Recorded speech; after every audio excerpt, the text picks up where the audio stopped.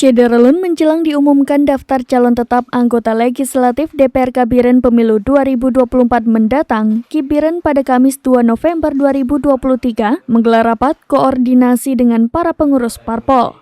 Rapat tersebut membahas finalisasi pengisian dan verifikasi data calon anggota DPRK Biren untuk kebutuhan surat suara dan perlengkapan pemungutan suara pemilu serentak 2024 mendatang. Pertemuan dibuka Ketua KIP Biren Saiful Hadi, juga dihadiri unsur Forkopimda dan Komisioner KIP, Ketua Bawaslu Biren.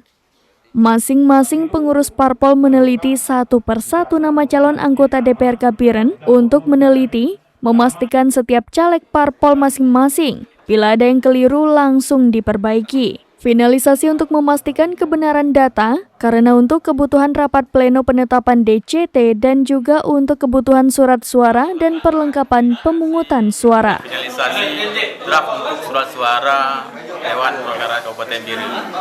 Dan hari ini kita mengundang semua pimpinan partai politik ataupun yang mewakili partai politik. Kita juga disaksikan oleh Panwas dan Musbida Kabupaten Biren. Berarti peserta hari ini hadir semua nih?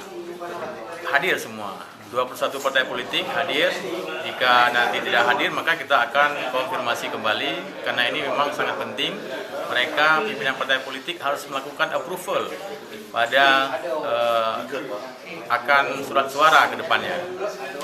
Berapa jumlahnya partai sekarang? 21 partai politik. Berarti ini seluruhan ini ya? Siap.